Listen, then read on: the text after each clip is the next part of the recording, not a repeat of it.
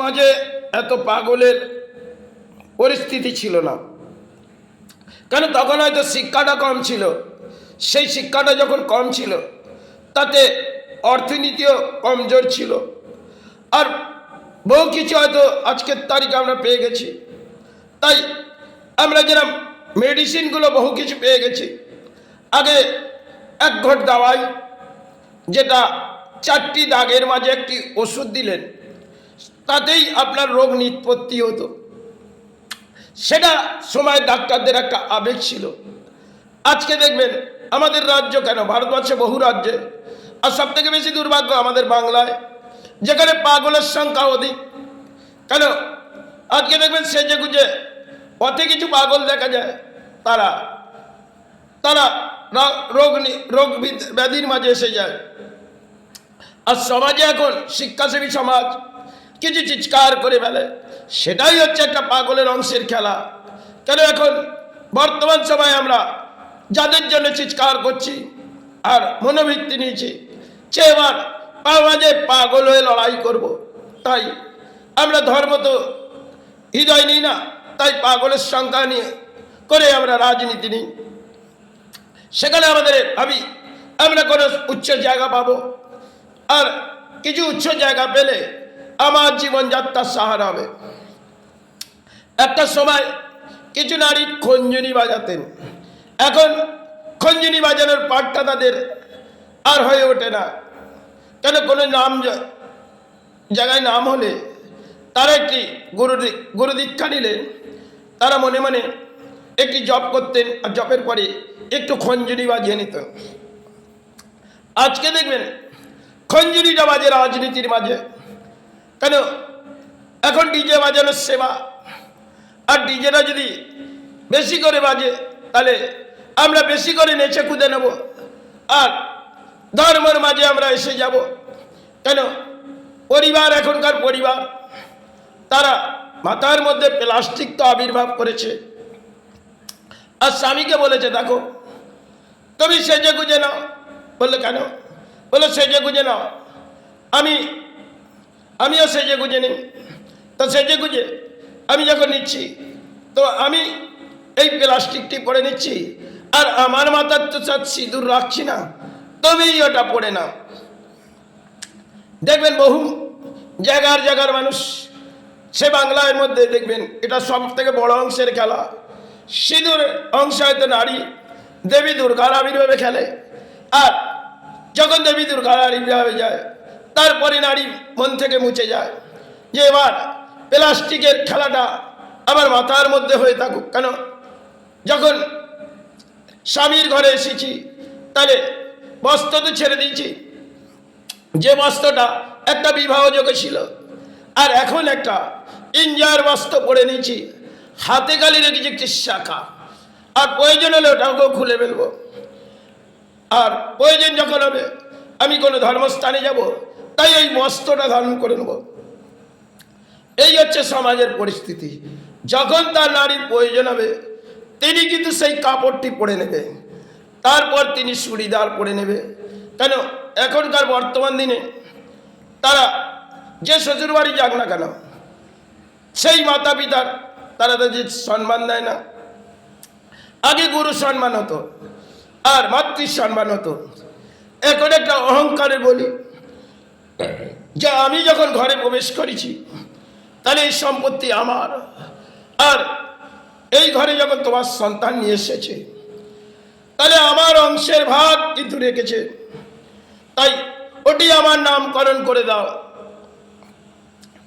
কেন যখনই কোনো বাসস্থানে কোনো কন্যা সন্তান যাবে সেখানে কিন্তু তার হৃদয়টা বেজে যাবে।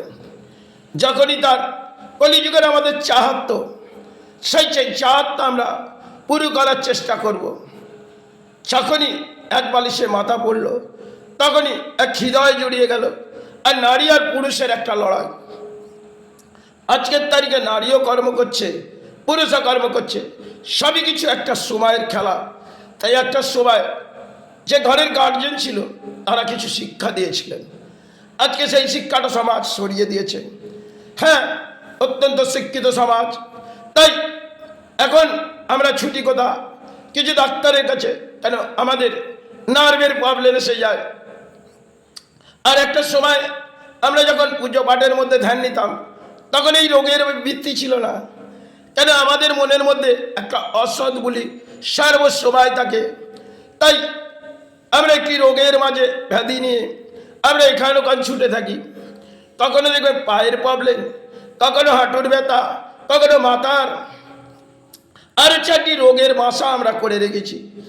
আর প্রয়োজন হলে একটি কবচ গলায় বেঁধে নেব, কারণ যদি কোনো প্রয়োজন হয় সেখানে কোথাও ছুটবো, সে কোথায় কি দান ভিত্তি দিতে হবে, দিয়ে একটি কবচ ধারণ করে নেব।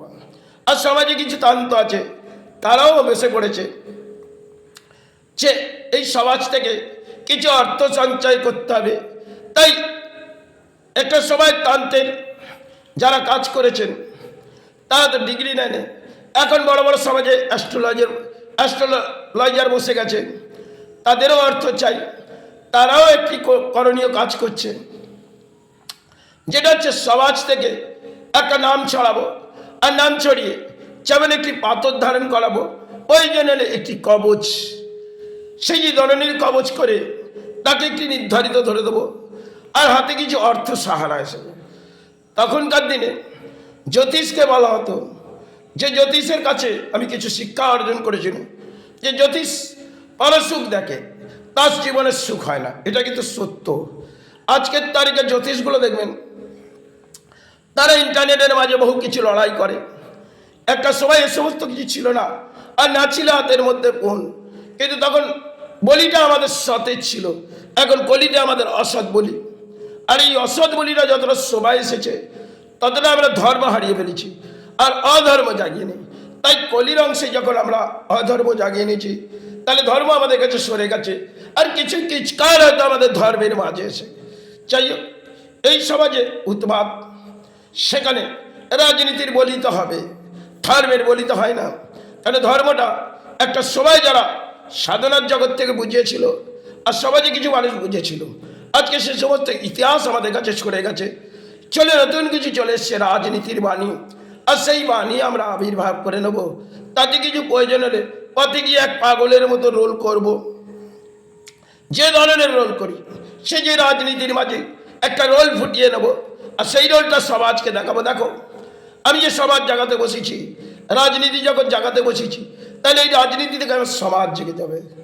তাহলে কলির অংশে দেখবেন বাংলার মাঝে রাজনীতি নেই, নারীরাও নেমে পড়েছে, আর কিছু পুরুষ যাদের কোনো নারীদের খই বাজার পাঠ ছিল, এখন তো খই বাজে না, এখন রাজনীতির বলি ফোটায়। একটা সময় মাতা পিতা খই ভাজতেন, ঘরে ঘরে দেখবেন একটি মাটির হাঁড়িতে আর কাঠের উনুনে তারা খই ভাজত। এখন তো তাদের সে সমস্ত কাজকর্ম নেই, তবে প্রয়োজন যদি হয়ে ওঠে সেগুলো একটি রাজনীতির বলি। আর যাই, যখন আমাদের নেতার আবির্ভাব হবে, পথে গিয়ে আমরা একটা জনজোয়ার ভাসাবো, আর সেখানে যে বলিটা আমরা দেবো, যেন অসৎ বলিকে সৎ করে দেবো। এই হচ্ছে কলির অংশের খেলা। যাই হোক, কলিতে যে অংশে চলছে তাতে কিন্তু পরিস্থিতি একটা সময় অত্যন্ত দুর্ভাগ্য নামবে।